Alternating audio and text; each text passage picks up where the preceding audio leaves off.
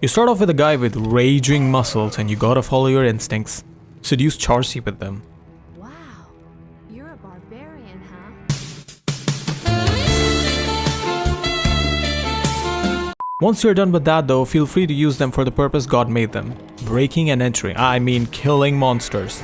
I got XP from that and I got a lot of gold, also from doing that second thing, and used it to stock on health and stamina and bought myself a scepter to go along with that 1 point in Mace Mastery. That is because where we are going, we are not going to need any mana. It's melee time, boys. Yet the charm and novelty washes off real quick, especially when you enter a room full of Fallens and you realize you gotta go up to each and single one to kill them instead of casting a single spell to dispatch them all. Murder ain't no thing though, and killing these got me to level 3 and get another point into Mace Mastery and Vitality. That increase in damage let me 2 short Corpse Fire. That's pretty impressive, and thus I kept on investing in Mace Mastery from the skill point, from the den, and also upon reaching level 4. I also got myself some points in Dex to boost my base AR. Early points in Dex do go a long way, and I like to keep Vitality and Dexterity on the same level at least till level 12. For now, I prepared myself for level 6 and got myself an extra Scepter from Akara. It's always a bonus when these come with sockets, as I can put chip gems in these to add extra elemental damage to my arsenal. En route to the tower, I put a point into Bash at level 5. Level 6 I reached in the tower and got a point into Double Swing, and also got to use some Strangling Gas Potions for AoE. Now this is the first skill point that is going to make me spend mana, thus I had some pots ready in the belt. However, as I leveled and got more points in the skill, the mana cost literally diminishes to 0. I think it starts giving you mana at some point, but we won't go there today. I went till level 12 all the way while killing the countess a few too many times as well. That is because with this guy you do want a lot more runes than the usual Tal Eth jargon. Mainly I got myself Ith El Eth for Malice and Tal Tal Tal for Tal Tal Tal. Don't sleep on that poison damage. Speaking of poison damage, I would like to sleep with Andariel. Now, I know you saw me put those rubies in my scepter and they were precisely for this fight. That fire damage does go a long way in helping with the offensive against this girl. For the defensive, I literally just bailed in the middle and got a full heal from Akara. Also got some armor with Topaz for some cheeky MF for the killing blow. It didn't really help and it doesn't really matter because I have access to trades. What I can't find, I can just buy, and it's not like I need something right at this moment. Now upon reaching Act 2, I got myself a piece of armor with chance to cast Frost Nova to help me defensively, and an Act 2 mercenary with Blessed Amora to help me offensively. He died immediately, obviously, but I plowed on, reaching level 15 to put a point into Howl and reached level 16 in the Maggot. Here I got a point into Leap. I had been putting points into support skills to prepare for some little upgrades at level 18 and then some bigger ones at level 24. Another expedition I ventured on in Act 2 was one to secure me 3 open socket flails. 2 to be precise, so that I can shove those runes I told you about before in them. I was ready for Malice at level 15, but for Tal Tal Tal I needed to wait till level 17. In the meanwhile, I leaped over the troubles that I had in Arcane and I reached level 17 in the Radamant tunnels before the Duriel fight and put a point into Taunt. Now even though I only had 2 Tals, this was able to make the much inferior Tal Tal, the passive damage was what I was shooting for. Before reaching Duriel though, I noticed that I was quite close to the level 18 mark, which is something I decided to shoot for so that I could get a point into Battle Cry. Battle Cry lowers the opposing monster's attack and defense by 50%. Pretty great both ways, since it would mean that I would take less damage and also will be hitting Duriel more often. Like I mentioned though, the strat was around passive damage, and that is what the speedrun route really aims for. Poison ticks over time, and Malice's main purpose being its 100% chance of open wounds, adding another ticking clock to the monster's HP. Doesn't sound the most glamorous, but it is quite effective, at least in normal when HP levels are low, and that is why I decided to go for this build in this difficulty. Or so I thought. You see, at level 18 I had a skill point saved over from Radamant, which I used for leap attack, and this, yeah, well, to start off, this is an innocent enough skill which turns the Barbarian into a sorceress. Just one that screams he, literally and figuratively. Only with a little research into current speedrunning meta did I realize that this skill was basically Nova, which did physical damage. What I was doing here was some Traverns to get to level 24, and yes, I know I skipped some stuff, but it doesn't really matter because the playthrough really starts here. Once I realized the power of this respec, there was nothing that was going to stand between me and carnage. For the weapon, I swapped to this thing because that is what they use in the speedrun, and I just let it rip. Oh yeah, and this guy uses an Act 3 mercenary, because of course he does. I mean, this is about as close to sacrilege as it can get. Everything that I know about the video game is being violated here, and yet, look at that damage, dude. Oh my god. So they buffed the damage of leap attack in the remake or one of the patches or whatever. What is also insane is that they added an element of AoE at the landing spot of the leap, akin to a Nova that does physical damage. And you keep the modifiers of your weapon on the landing blow as well. I'm not sure about the splash component, but I'm sure someone more knowledgeable than me in the comments will let us all know. What you need to know in a nutshell is that this is the fastest build by a country mile for a barbarian under level 30, which is why it is the speedrunning meta. The Act 3 Merc works to assist with having him a chance to cast Static Field, that being a chance to chink down the monster's HP percentage-wise before we get our hands on any crushing blow. What you're seeing here though, this doesn't happen with Barbarians. With Frenzy, I would have just hit them once to get the faster run walk boost and try to run away. Here, I'm like jumping into packs because I'm genuinely curious how many of them I can just one-shot. Now, I may have gotten a little too enthusiastic with my build during the respec, putting points only in leap attack and leap, and thus to remedy that, I got some mace mastery, which actually helps quite a bit in terms of attack rating and crit chance. Ideally, by this point, I would want BO as well to face scary monsters like Infector in the CS, but then again, maybe not. Who needs so much health when you have so much splash damage instead? Plus, having such a high level of leap actually allows you to knock back Decisive's boys and get the man in a corner to yourself to kill without much danger. Against Diablo, I tried to make the Act 3 Merc work again, but oh well. There goes that idea. However, seeing how much damage I was doing to him with each hit, I was feeling confident. What wasn't so good was the damage that he was doing back. Normal Diablo really is a nightmare for all close-ranged attackers, which in retrospect I should have considered before feeding my Merc to him, but like I mentioned, long as I kept myself alive with potions, the damage was on my side with this fight. I reached level 25 in Act 5 and got another point into leap attack, and can you blame me? This skill has been an absolute train wreck, and that continued in the Ancients fight. Madog got blown away like a puff of air in no time whatsoever. Thanks to that splash damage, by the time that happened, Talik and Korlik were at half HP as well. You do take a lot of damage with this guy because you can't really heal when you're airborne, but monsters can still hit you in that state. Small price to pay though for all the sheer firepower. It's manageable against most, except against Lister. That guy is just way too bulky and also brutal. Also, I was trying to experiment with different weapons here at this point. I found a rare two-hander with more damage but less speed, and I didn't really like it as much. I think I preferred the faster attack speed because it allows me to be more mobile. Lister, either way, was too ridiculous, so I just let him have it and moved on to Bale. I got the Act 3 Merc for this fight for the static field procs, and he definitely pulled his weight. That being said, going forwards, I would like to take the damage into my own hands and build into crushing blow so that I don't have to rely on the Merc, who tends to be very frail and unreliable. I built an Ancient's Pledge before starting Nightmare to help with my res and went to clear on the Den. The Den isn't the most hospitable to new upcoming melee characters due to the undeads, but this guy's damage keeps on giving and I was able to clean out Corpse Fire and crew pretty easy. This all being with no weapon upgrade, just sheer damage increase from the skills. I made my way to the marsh and did some Nightmare Countess runs for some runes. I stayed till level 33 all the while getting points into leap attack. The biggest upgrade I got in the catacombs in the form of a Lum rune while on my way to Andariel. Now if you're wondering why that's an upgrade, the answer to that is because it is exactly what I needed to trade for a new weapon. I molded my build around this, and that is because this weapon adds good attack speed, damage, deadly strike, open wounds, prevent monster heal, and most important of all, crushing blow to my attack. I love using it on nightmare level melee characters and I am stoked to see what I can do with it. For support, I have a Bulwark. I found this incredible 3 open socket 3 natural res horned helm and I put Shale IO Soul in it for some lifesteal, life bonus, and DR. For res, I got myself an Ancient's Pledge as you saw before. This amulet gives more of that with 25 fire res and 30 poison res. For the armor, I bought a Spirit Shroud. During my travels, I also found a gem shrine along the way which allowed me to get the most powerful trading currency, that is in D2R. This I traded for the armor, which is pretty cool. +1 to skills are underrated on barbs because it boosts pretty much all aspects of a character, and Cannot Be Frozen allows me to use Ancient's Pledge rather than settle for a Rhyme Shield, which would give me lower res. My rings get me attack rating, not much since one ring is a magic ring with 99 AR and the other is a 23 Nagel. These along with the amulet are the items that I would be looking to change first, since I could really do with an Angelics combo for its massive attack rating bonus. Also through very early game trades I got myself one of the Saigon pieces. This is a pretty nice set since 3 piece gets me 50 MF, 50 AR on the boots, 10 lifesteal and 30 IAS on the gloves. The items themselves are pretty solid on their own, giving me cold and fire res, faster run walk, and some life and stats. For the Merc, I just got on with Insight and Prayer. Haven't been able to find a 3 open socket helm to make him a cure, but his main purpose is to provide mana regen, which this guy requires since leap attack is very mana hungry. That obviously is my primary skill of choice with a lot of points in leap as well. I have made sure to get some auxiliaries as well now with points in mace mastery, natural resistance, increased speed,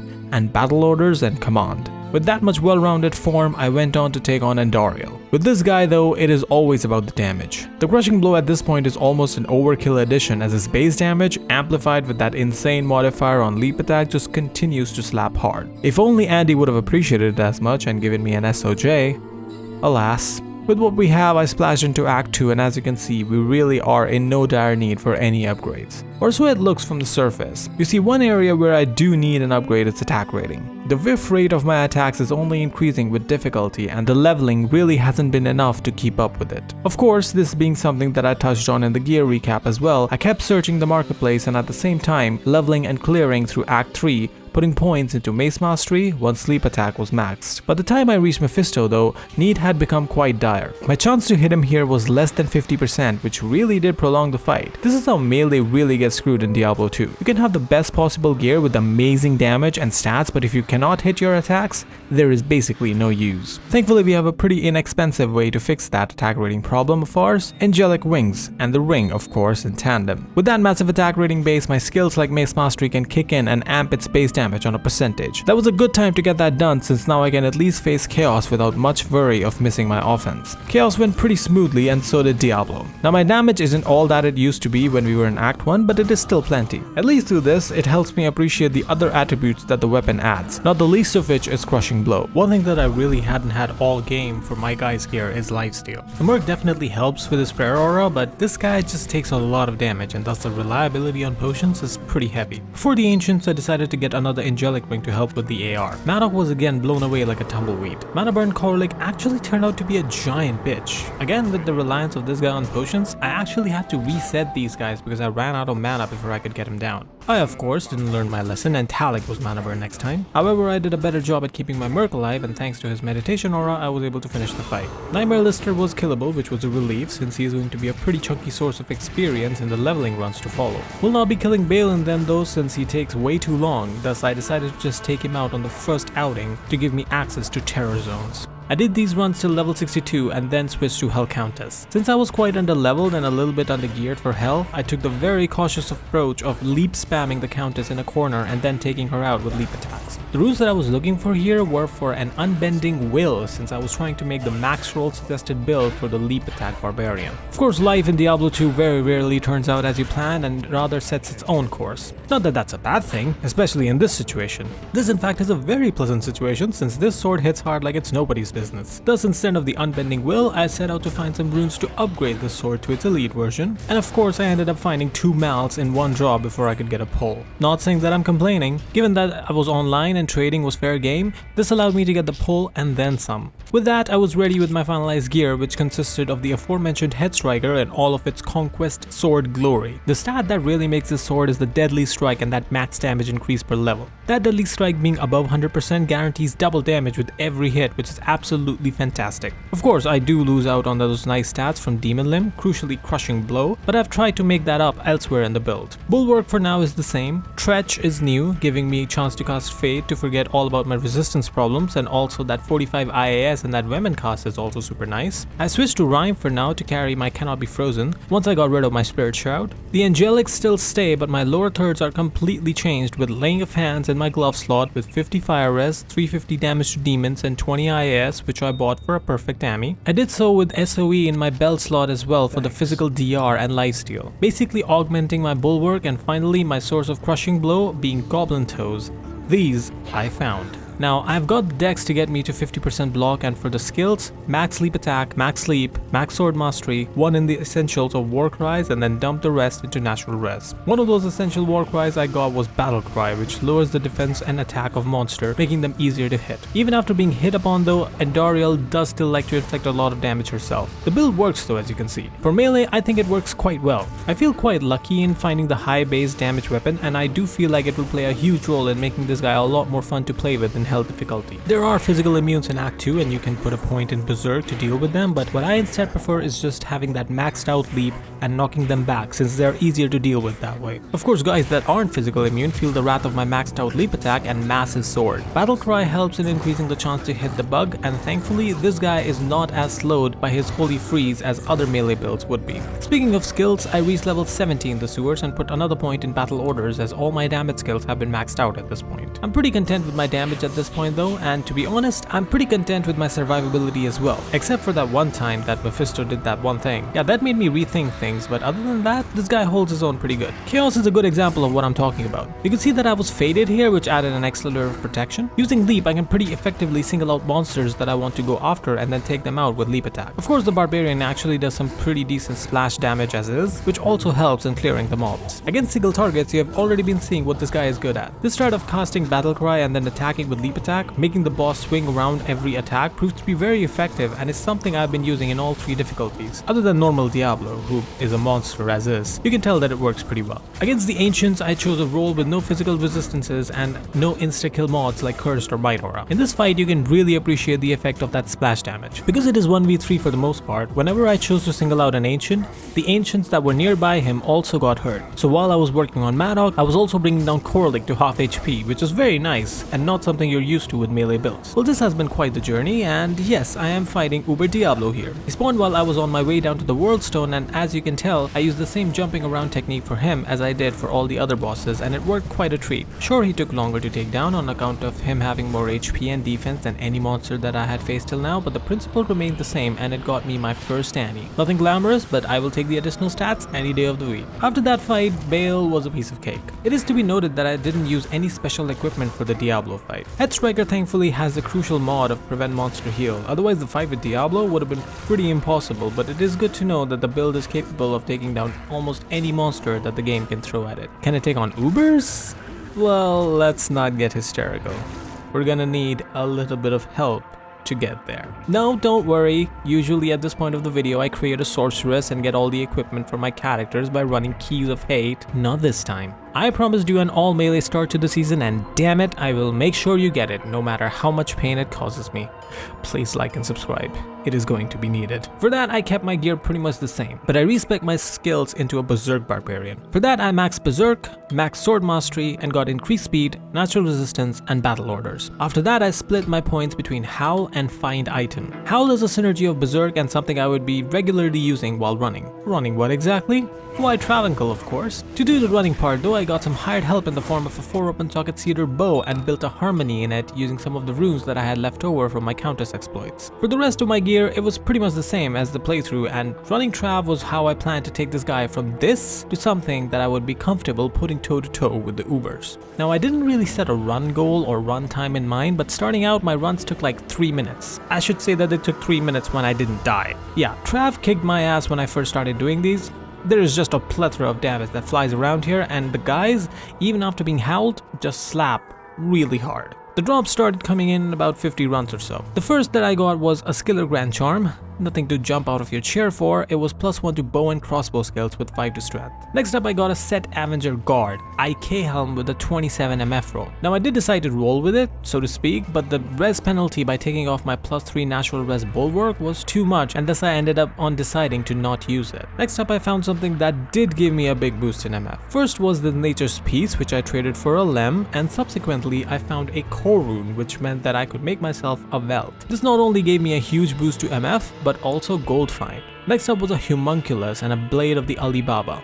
Again, some things to keep the coffers topped up, but not quite the big ticket item that I was hoping for, you know? More than unique items, the things that excited me were the charms and jewels, because I knew that these were always full of potential, and if I rolled the correct stats in these, we would be rolling. Thus, every GC, every jewel was like, this could be it! It's not it. It's not it. This could be it! It's not it. This could be it! It's not. Until it was it. Now, since it was plain, it didn't really give me that fortune that one can hope for, but lightning healers are always in demand and go for no less than Vex. At least we're off the road with this one. And once we're off, we're off. The next drop was a nice double drop. I found 2 very nice uniques, Serpent Skin Armor and Amulet. The Viper Magi turned out to be 34 all res, which is 1 off of perfect, and the Ami turned out to be a 25 freaking Maras. Now that was a good little haul. Again, Higher rolls on either would have netted me a lot more profit, but I got another Vex for the Maras and the Viper I kept for now. Since I had all those Vex runes, I decided to make one of these work for me and got myself a Pole and Core runes and made myself a Hodo. The way I saw it, if it rolled with good resistances I could sell it for profit, and if not, well I needed a couple Hodos for my build anyways, so it could be my offhand. Back to mid drops we go, and the first was a unique Grand Charm, my first Geeds with mid rolls. I also found a Guillaume's face, which is a candidate for something that I can use for later when I take on the Ubers. Next up I found a small charm with some poison damage and gold find rolls, which I offloaded for a nice mid rune as well. You know, maybe I was wrong to write off the uniques as money making opportunities, as the next one did just that for me. I found another Geeds, which I wasn't too excited to see at first. When I identified it, I still wasn't losing my mind or anything. Until I saw the price. Yeah, these things sell. Especially ones with high magic find, and thankfully mine had that and high gold find, netting me my highest rune yet. In fact, that Ohm along with Vex I had from before was enough to get me a low, and once we got that and this 5 open socket phase blade, it was time to get that thing that I have in the thumbnail. Eth tier low mal ral. 360 and 39. That's not bad. The 39 roll is good, it would definitely help me in reaching high IS breakpoints in my builds, and 360 is admittedly a below average roll. Can't complain though, since this thing is gonna be a big boost in DPS as compared to my already powerful head striker, and boy howdy did it do that. It actually cut the 3-minute runtime in half. I didn't even have to use Howl no more because I would literally just kill the Trav members so quickly that they couldn't swarm me. That said, that was just one part of my journey towards uber-friendly gear. Life goes on as I found and sold a Poison and Bones killer. I also decided to finally sell my Viper Magi now that I had a much clearer idea of what build I was going for the Uber fight. Now getting all this gear took me a total of 600 something runs, and around run 450 I found the one and only high rune of this whole haul, a Vex rune. With item find, I would say that is a little unlucky, but honestly the items have been kind to me till now, so I wasn't really complaining. Now with that second Vex, I was ready to get my second Hodo, and I got a much better roll this time around as well. I wasn't going to sell this one though, since I was making pretty good progress towards my goals, and thus I decided to keep it to be used later. One of the ways that I made progress was selling gold. 10 million gold goes for an ist on the market, and as someone who was wearing wealth and had a Geeds and was running Trav non-stop, gold was flowing in like nothing else, and thus I used it to get some rune wealth as well. You can never have too many ists, and this next drop actually got me another, for it was another Immortal King's Will, only this time with perfect 40 MF. As I mentioned, something that goes for an ist on the market. The mid runes were flying in as I found a Mal rune and an ist rune back to back from Trav runs. All the pieces matter though, and these runes were crucial for me to get the final gear pieces that I was after. Not the least of which were some keys, which would allow me to actually run the Ubers. That and this gold that I purchased off the market using the amethyst I had and had been collecting all throughout the runs. Next up I found what was possibly my favorite find of the entire haul, a magic small charm with perfect 5 to all resistances. That is Ohm worthy, ladies and gentlemen. Jaw worthy if it rolled with faster run walk or strength / life, but you know what? I like it so much, I'm keeping it. With that, we come to the final drop of the 600 Trav runs, a gold rune. With this, I had made quite a decent coffers for myself, and I went shopping to get to this build. Now, this is a build that I built with my Smiter Paladin that I showed in my Season 6 video. This guy is actually a hybrid between an affordable and an expensive build that I did. The expensive side of the build is Grief Phase Blade. Bar none, the best in slot. Okay, maybe bot D, but come on now. The fact that you can get a best in slot item by doing mere hundreds of Trav runs with a barb is pretty cool, and this sword with its damage is gonna do tons. Now, this is a frenzy build, and thus in the companion slot I have a Kingslayer. Now, take a good hard look at this Kingslayer because it is perfect, literally. I even got a 1580 base for this, and it has a perfect 270 roll. That is quite special if you ask me. If you ask me why I used this sword in the first place, well, I actually was inspired by Dibrunsky, and I gotta say, damn good stuff, sir. 33 crushing blow, 50 open wounds, and prevent monster heal, all in one slot. If you had to design a weapon to do Ubers, you would put those 3 stats on it, and this gives them all, while being perfect, might I remind you.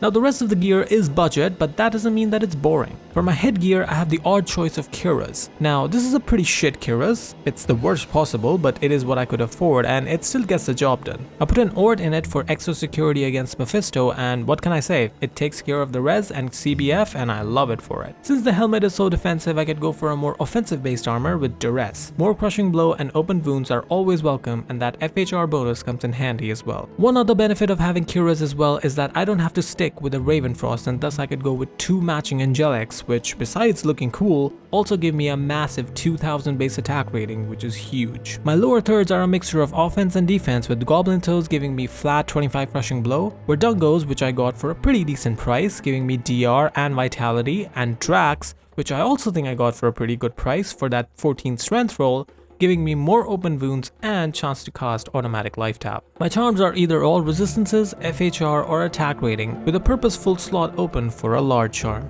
With that, my res is all but maxed and I will be pre-buffing with Tretch to get it over the limit before the fights. On swap, I have dual Hodos giving me +6 to skills, and speaking of, max frenzy, max double swing, max sword mastery, max BO, and then dump the rest into natural res after getting battle command and increased speed. Now the whole thing started out pretty brilliantly. Howling the enemies, I made my way to Lilith and found her in a room all by herself. I went in, hit her with a bit of manual life tap and went in for the kill. Now unlike the smiter, the swords don't always hit her, and thus the crushing blow and the damage action takes longer, but it does get the job done. Mostly I was just thankful for the positioning and the lack of enemies close by, so much so that even my merc survived the whole fight. He did so against Israel as well, and well, can you blame him?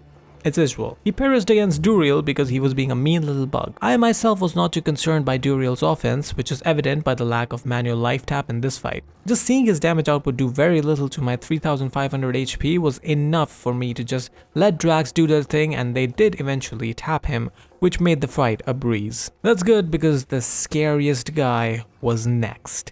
Well, not you, Bale. I mean, Bale is scary, more so in the mana department, because he does mana burn you and raises ghosts which instantly sap your mana. When that happens, you don't attack, and when you don't attack, you don't leech, which is scary. Thus, alternating between howls and maybe having an extra row of mana is useful against this guy. I barely made it through with the one column that I had. Speaking of barely making it, yeah, hands down, bar none, hardest fight in the game. My heart was in my throat. With a smiter, I'm honestly not that scared, especially with the respectable 43 lightning res that I had. With a barbarian though, there's a chance to miss, and when you miss, you don't leech, which is scary. Scarier than with any other monster, because this guy is the uncle of all one-shotters. I did make a visit to town and stocked up on rejuves and used them generously, which is how I was able to make through this fight in one piece. Finally, Diablo. Maybe it was the raging adrenaline in this guy's muscles or what, but I didn't use manual life tap on Diablo. I did so for the other two, but after Mephisto, basically any guy seems like a walk in the park. To his credit, he did give me somewhat of a hard time, especially with his minions, but with a little howl management, we were home free. Let's see what the muscle power gets us. 10, 14, Sork. You scoff, but this is actually the most valuable thing that I have found this entire video. You think I'm kidding? That's what the market for this game is about, folks. Hope you enjoy this. Thanks for watching. Yours truly, with love.